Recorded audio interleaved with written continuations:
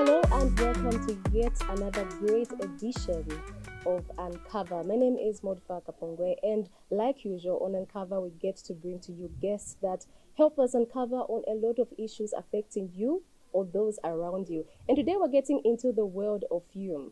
And for those of you that love to watch movies or people that are part, or those who love to act or filmmakers, this is the edition for you because we're going to dive into the world of the Zambian film industry and just see what we can bring out of it. My guest today is a very special person. I've been waiting to have this interaction with him, and I'm glad that we are here today. I'm talking about Maxwell Mwape.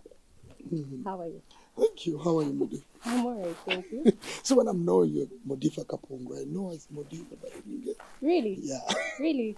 I think my name is more popular than... I don't know, maybe it's because of the name itself. I know. It's more popular, Modifa, maybe. Yeah. So it's okay. Modifa. But it's Modifa Kapunga. No, it's Modifa, not Modifa. Modifa. Okay. Whatever works. But it's really nice to have you on this program. I've been wanting to have this conversation with you for some time now. Thank you. I'm humbled, and it's great. It's good to see the viewers also be part of it. Yeah. Yeah. And I know when people see you, the first thing that comes in their mind is movies. Yeah. You're a filmmaker, one that has done a lot in the Zambian film industry. I'd like to know, how is it been so far?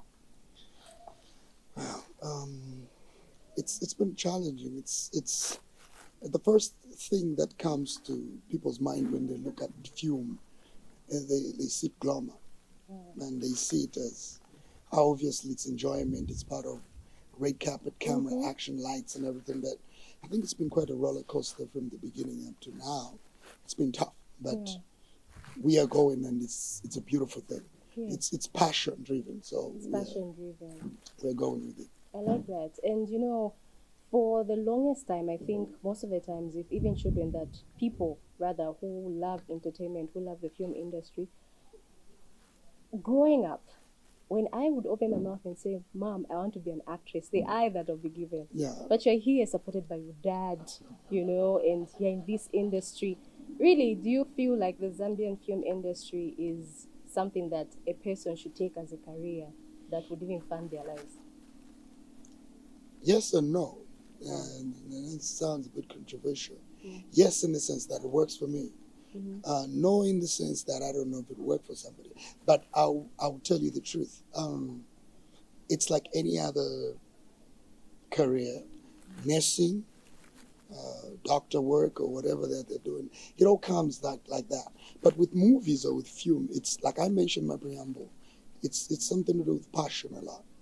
It is a career that can turn your life into this superstardom, into this mega filmmaker that you have that is making money, pushing things out. It can make like that, or either way, it can be a different thing. So, depending on the platform you are on, or you are sitting on, or the space that you found yourself, the film making can either make you or just break you. I don't know if I've answered a bit, but I think that it's like that. It's like that. It works for me. I don't know, it would work with another person. In a sense that filmmaking is a career thing that requires you to go to school maybe to learn, so that you have an idea, the basic knowledge that you need to understand. It's just not hold the camera and shoot. It also understands how do you handle finances when they come? How do you handle administration?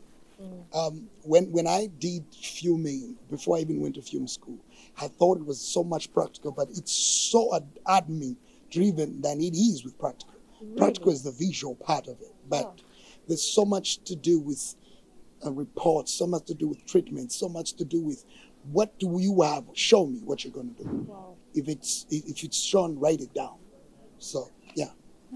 And with you, what really drove your passion for this? And you are a successful filmmaker. Is it because your father has been in the industry, or is it something that you've always wanted to do for a long time? How did you really get here?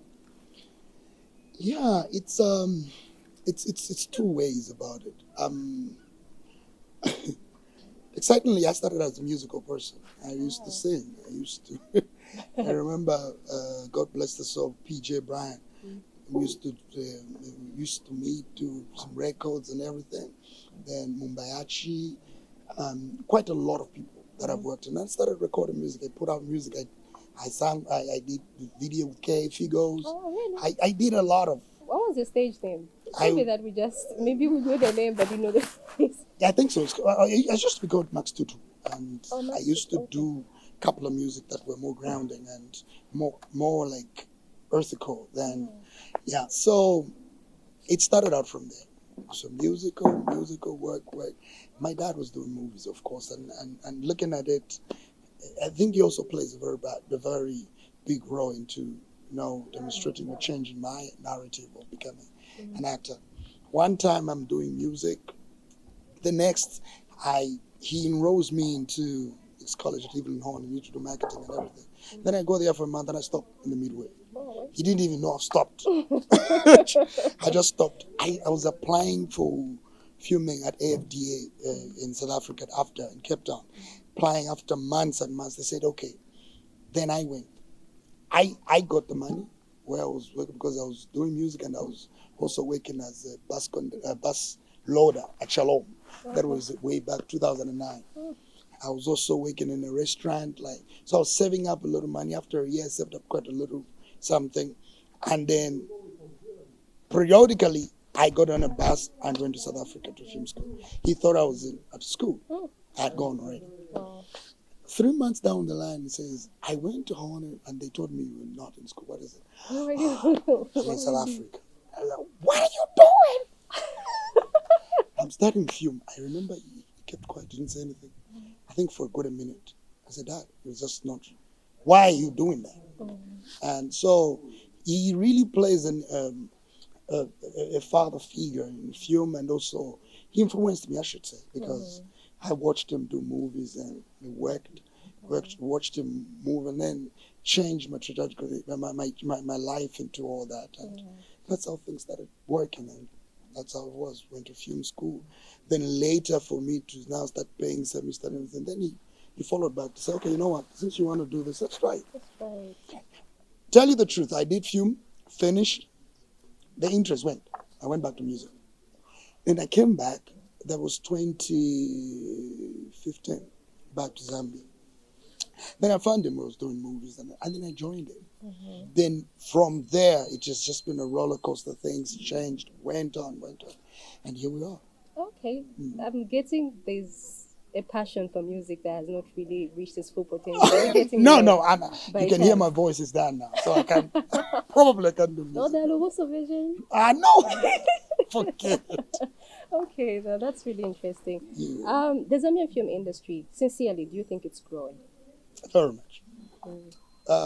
With the coming of digital migration past years and prominent persons who are really, I'd say, organizations that are really pushing into entertainment, I'll tell you we are growing very much, and Tekwangala very big time. Okay. It's just that people who are in the system or people who are outside might not see it. It's shaping up and growing.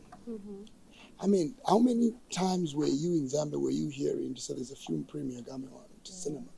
But now I can tell you to say there's no day that passes, there's no month that passes in the cinema. People are putting films in the cinema. Television is becoming big. We are now into television, producing television shows that are going across the continent. We're talking about Africa-based and everything. So I don't know. I've watched documentaries when Nigeria began like that, and we are heading that direction. We might be in our infants, but I think we have really taken very strong steps to go into become this global place that we will be. Okay, I just want to challenge that. This is based off what I have gotten from so many sources, especially individuals that are not necessarily into film. I don't know if you've noticed this concern, but people say every time there's a movie premiere, the people who are actually interested in seeing that movie are people who are in the film industry. It's actors and actresses, but the ordinary Zambians don't really take much interest. Is there some truth to that? Are you sure about that? I'll tell you. I just premiered my movie last December. And the people that were there, I have never seen people as many as that. Okay. That was real organic. I mean, I've got footages of a lot of people. That's organic people that came. It's not, and to make Ironically, a lot of filmmakers didn't even show up. Oh, really? Yes, it's a lot of people who are outside film showed up. I sold a lot of tickets throughout to say, come through, come and what. So I do not believe to say there are a lot of filmmakers who show up on cinemas are just filmmakers. Recently, I've seen Paul Wheeler premiere movies. Recently, Wycliffe Mamba put up numbers of this. Are you telling me all those are filmmakers? No, it was a lot of numbers that real organic act people who are there. The audience is coming up. Yeah. I mean, you watch TV. I'm sorry to say this. You watch in Bali, you watch in Kondo, you watch Zoba, you watch a lot of big shows that are running. If our audience are not there, why are they sitting? Why are they still being produced and put out on TV? Yeah, that's It's because true. audience is there, and when the audience is there, then the consumers are there. And That's true. I think it also comes from the basis of people who are not aware of what they are, and they are watching it from afar. But people who are inside and people who understand, believe me, they will tell you, They will. it is changing. And do you think the Zambian film industry? I like that you talked about the audience. Huh? This is something that I saw. Contraven, one of the movies that was premiered some time back, and we can see one of those the maker is actually working on another movie, and people are still saying, "Oh, okay, there's another movie coming up, and we've not even seen the other one yet." I know there's the idea of movies being premiered in cinemas, but do you still think you as filmmakers are doing much in just availing these movies to Zambians? For instance, platforms that are very easy to reach. Talk of YouTube. Have you really considered such? With the Nollywood, for instance, you'd see CDs being sold everywhere. Remember the Chindelele days? Yeah. Really available everywhere. But now you see that for you to actually see a movie, you must pay for it, which is good because you need to support the Zambian film industry. But is the audience really there? And are these movies being made available even to a simple Zambian girl or boy that would just get the phone and say, okay, I'd really love to see something done by Maxwell. Let's see, let me go through YouTube and maybe I can watch something. It's a beautiful question, but I'll answer it this way. Making movies, when you see a movie come out, it means money was spent to make. I'll tell you, there's no filmmaker out there in Zambia who has made a good film. And I'm talking about just not any film. Good film who has spent less than 500,000 kwacha. So money that is pushed into this production costs that. When we get the movie and put it on YouTube in Zambia is not monetized. In Nigeria, it's monetized. The reason why Nigeria is monetized YouTube is because Nigeria, there are about 240 million people. In Zambia, we're 18, plus 20 million. In Nigeria, only if a quarter of Nigeria just watches your movie, you make $1 million. In Zambia, first of all, people watch TV probably just 5 million. You get the point. Others are in the upscale, others in rural, whatever. But if you do a movie, let's say I wanted to reach to you, and I put it into the cinema. The rule number one that is in filmmaking is make a movie, take it to the cinema, then distribute it. So distribution are in two ways. It could be putting out into cinema, then go to TV, cable, straight up. Or, long time there was now an issue of DVDs. Now it's online, which is streaming. How do we do that? With films in Zambia, whenever the movie is done, the first thing that rules out into people's mind is, where am I going to see it? Either YouTube or thing. I have a lot of movies that have gone onto many places. For example, I'll bring out Inuit. Inuit in Zambia does that. You find a lot of movies for Zambia on that platform. It's a streaming platform where we tell you pay 40 kwacha and then watch a movie. So if we allow you to pay 40 kwacha to watch a movie, then you support the Zambian movie industry. Because if 50 or whatever 100 people watch for 40 kwacha, you multiply, a small amount of money is there for me to go and make another movie.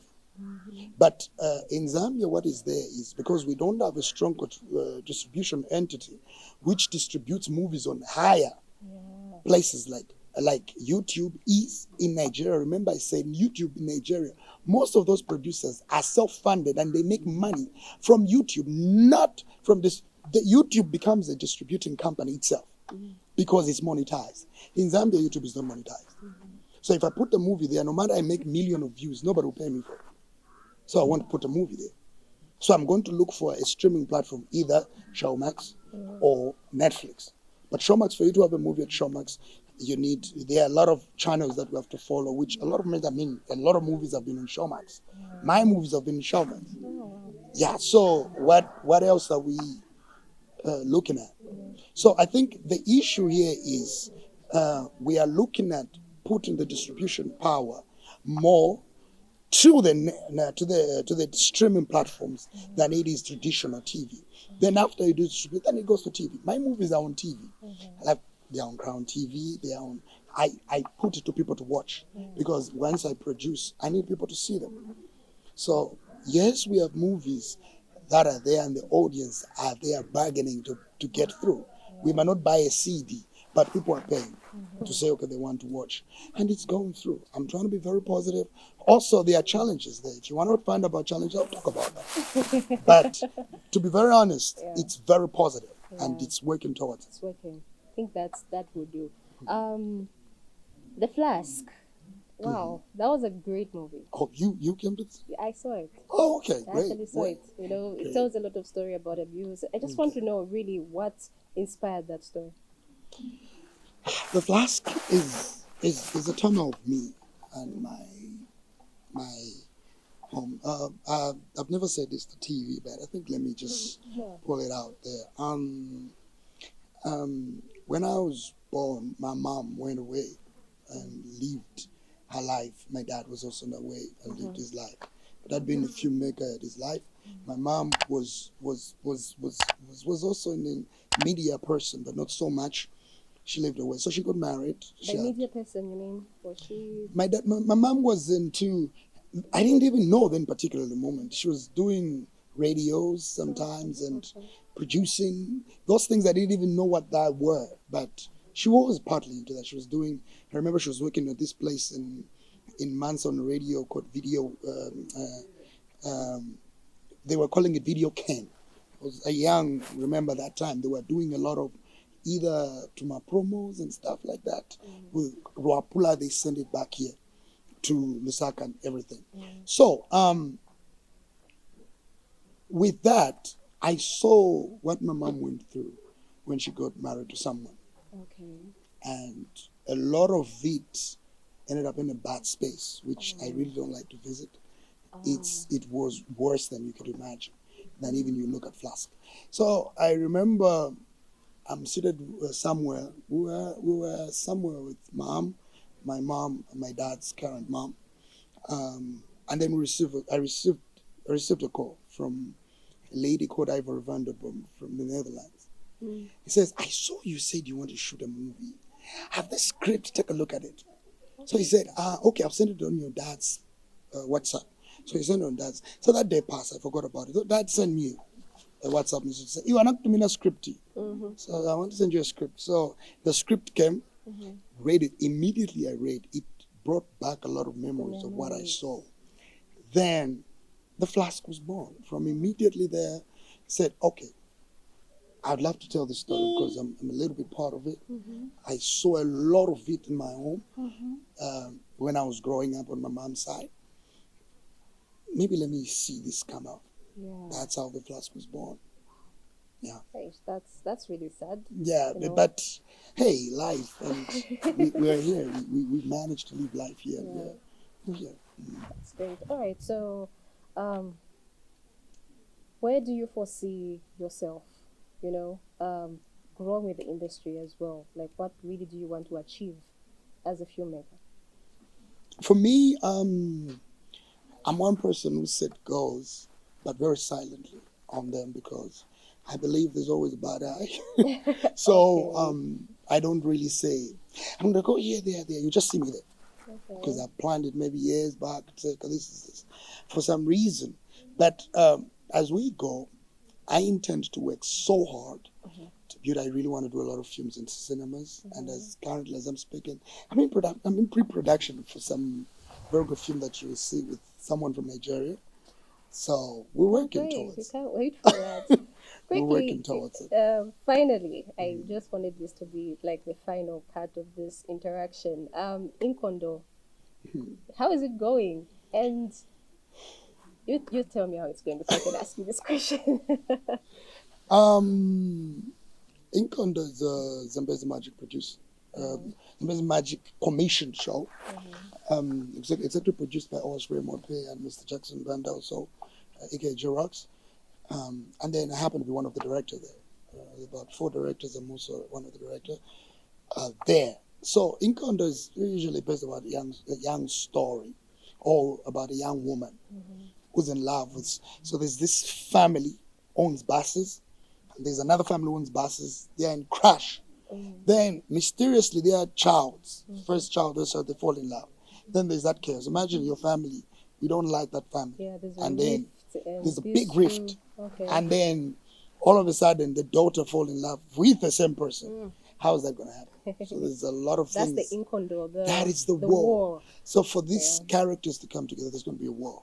That is Inkondo. And pretty much that's what we're working towards. I've been been shooting. That's beautiful. You know, many people say this again. I'm really here as a mouthpiece. It's okay, say it. Bring it out. You know, okay, so we see these stars and this amazing movie, Zuva. And next thing, Inkondo has come and we've seen the same faces. Why is it that we didn't hear of the auditions so that we can actually have people who really want to be in a big movie come on board and audition? Why really did we have to work with the familiar people? Okay, so I'll answer this 2 ways. Number one, the auditions were there and they were massively promoted. But the issue with Zambians want to be casted. You know me, cast me. You know I can act, cast me. Yeah. No, it doesn't work like that. Even Denzel Washington goes and audition. Then to answer your question, to say, why did you see the Zuva cast come into Inkondo cast? Let me answer this as a director, not as a producer or as a casting director, but as a director. TV is money. Okay. And what I mean by money is, what you want to sell, I'll ask you, my dear, for you. If you want to sell your jacket, you've started a brand that you want to sell a jacket. Who do you think is going to promote your jacket? Who do I think? Who do you think can promote the jackets that you're selling? For example, you're selling jackets, you're selling this hairstyle. You're going to get a person you know, right? Yeah. Why? Because I know they will support me. No, not really, but because you know they will go to the audience faster than a newer person who you don't know. I'll give you a practical example. It works like this. When you see movies are produced and another face comes, it's because every production that is brought out there, it needs to have what we call stars in order to sell. There's no possibility of me or every other person just bringing new people in. Who's going to watch TV? Why do you like Jackie Chan? It's because you know it's Jackie Chan.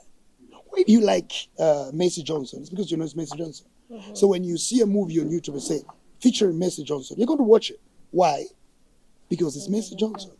So whatever it is, and Inkondo does not only have people from Zuba or other, there are many young people who have come on the show. A lot of them. I'll give you many practical examples. People play like James Million, who's playing Mazoka, Caleb, who's playing. These people have been in the industry, but they've been silent. But now we expose them. But we also carry other people who have made names out there for the film to sell, because film making is business. It's just not here, shoot, and then we sell it. But we have to sell it. And if we have to sell it, we have to put familiar faces for people to watch. It works like that. How many movies do you watch in Nigeria where you see Maurice Sami? Tell me. Okay, let's be honest. Yeah, that's quite a number. Okay. So, but why don't we just get another guy? Because Maurice Sami is a brand and he's selling the movies. That's the reason why you see those people in there. They've made a name. So if I get Mwakam Gala in the movie again, it's the reason. It's because she's going to put the crowd. Let's just put the cats out. Okay. So that's why it happens like that. Yeah, that makes sense. Does it make sense now? Yeah, it makes sense. We'll leave it at that. So. No, but including young people. But with the new talents, are you really doing much to just bring them on board? A lot of times. And there's never been a show which we own the casting agencies. There's Maxwell casting agency, there's Oram casting agency. We own casting agencies where young people are. If you watch even back the film that we premiered, The Flask, it was started by one star then a lot, maybe Mr. Osram was there, Chichi Daisy, then a lot of young people that you don't know. Because when we're selling it at the selling point, we have people who can support them. In life, it's like that. Balanda tumuliro chingidiaba kuruta ocha. Which means when the person is there, these other people move together. So that's the reason we carry these young people together. They are there. The only reason you are thinking you're not there, you're not seeing them, because you only know one person in the show. So you're thinking, why mafakao? But nikafakapo, are you going to sell the movie? You're not going to sell it. I like that. You get the point. Okay, so we've always, for a very long time now, heard about the gatekeepers. Okay, might be this young, beautiful talent, but you still be, like say chingads. Chinga. From really penetrating, because the gatekeepers, and also the myth concerning you first need to be in some form of intimate relationship with the producers for you to break through in this industry. There's been a lot of talks concerning this, especially in relation to the Zambian film industry. Oh, you have put me on the spot. And this is going to be a bit controversial, but let's get it out there. So I'll answer you this way. This is show business. What is show business? Show business is glamour and show, which means people need to see it's entertainment. It does not start here in Zambia. From what I'm thinking, it started from India, Bollywood, then Hollywood, then the whole entire world get into it. So I'll tell you one thing, and here's the truth. Most of the time, when you rise as a potential Moog or a potential person who has made a lot in terms of entertainment or made a lot of movies, whether you like it or not, whether in Hollywood, there's always someone at the back who's trying to shoot to say, you did this to me because you are a big person. Okay. It might not be true. It might be consensual. It might be we agreed or we had it has nothing to do with the production. It is you and me in a relationship. But because now, I'm so big there, you come and say he used me because he's a big boy. Because the only name that is associated to him is a film director. So when you come up and just tell me to say, you are trying to use me, they'll say, our film director did that. Even when we had a relationship. Now, I need people to understand this. Despite people having filmmakers, powerful or whatever, they are human beings who are human. And when I say human, I mean they make mistakes, they have relationship, they have every other thing that is involved in there. I'm not sitting down here trying to tarnish anybody's name. I don't know what goes in any other place of production. I'm talking about me. I mean, I'm married now, but before I was married, I had a girlfriend, and there were times where I was chasing. And if that particular moment happens to say, okay, Max is now as a Moog, Max is now grown to become this person, and then that girlfriend comes and tells me to say, in 2017, he did this to me, or this person did this. Guys, it's what's happened to Tyler Perry, it's what happened to R. Kelly, it's happening to every Moog that you know that have made a name to themselves. Okay. No, that's really... Let me just give you a good one. Gatekeepers, what are those? In every fraternity, every association, in every space, there's a person who's a leader, or is a person who's considered more or more powerful than the other. In music, it's like that. You can't just go, I'm sorry to say this, you can't just go to Mwape and pick him up and say, hey, what I want, he'll ask you, why are you doing that? He's a brand, he's big. He's not a gatekeeper, but he has power to say something that goes. Michael Jackson was like that. There were times when the news came out where he said Michael Jackson destroyed the record for someone because he picks up a call and says, I had a problem with that girl. It's the truth. And said, hey, Michael Jackson said he had a problem with you. I can't work with you. So Michael Jackson becomes a gatekeeper. No, but that's not what happens. Even in the industry, it works like that. I'll answer you this way. When you work very hard to build your legacy or to build your things that you're working on, you become yourself gatekeeper. And your word becomes power. It has nothing to do with anything. Because I've worked with a lot of young people, a lot of them. If they call me and tell me to say, you worked with Modifier, this is what happened, and I say, I had a challenge, then I'm a bad person. But it's an experience I had with you. Therefore, I become a gatekeeper. No, you're blocking me. But I'm not going to lie if I had a challenge with you to work with you. I'm going to tell people to say, I had a problem with you, with her, with this. If another person we worked together and it was good, that's why referrals works like that. In film business or in entertainment, it works with. Where were you? Who did you work with? It's a very tedious work. It needs to know who am I working with. Am I comfortable to work with this person? I'm going to be with this person for 8 months. Looking at their faces, how is it going to be? There are people with bad attitude, guys. There are people who feel I need to be in my own space. In film, I need to be in my own space. We need to work together. We need to punch lines. You need to communicate with me. I communicate with you. But if today I'm sick, I've spent 500, let's say I've spent 50,000 kwacha on this shoot today, and then you tell me today I'm not feeling where I want to come. So 50,000 has to go in the water.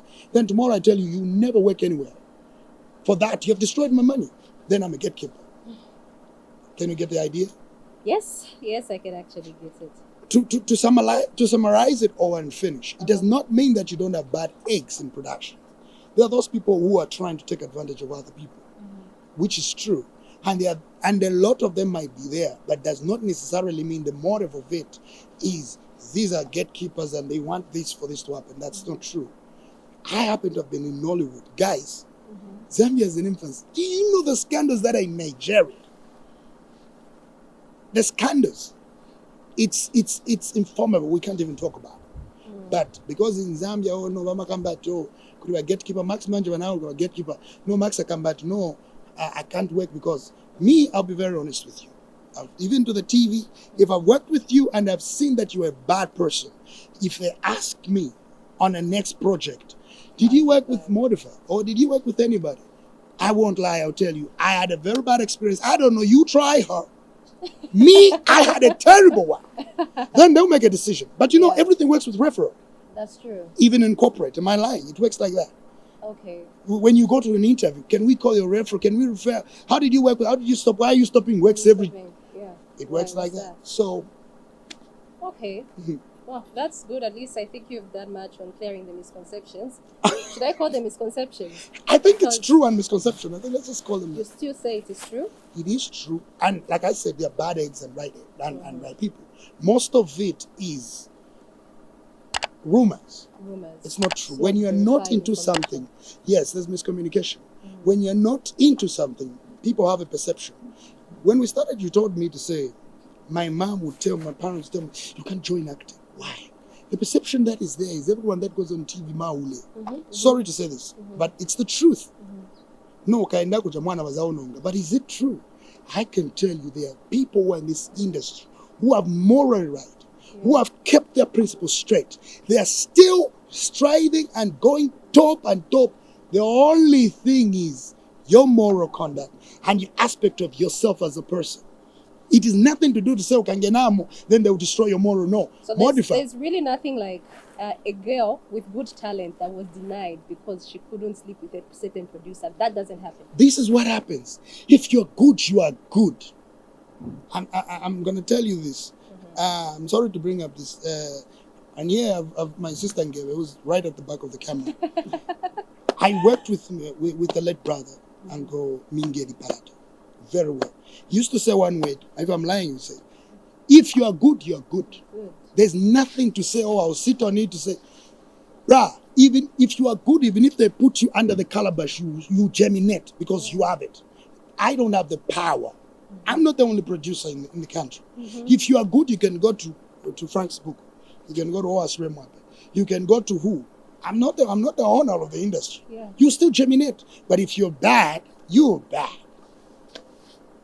There we have it.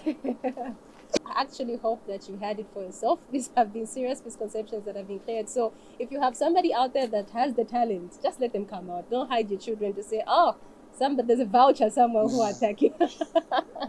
Yeah, that was very necessary. Thank you so much for watching this special interaction.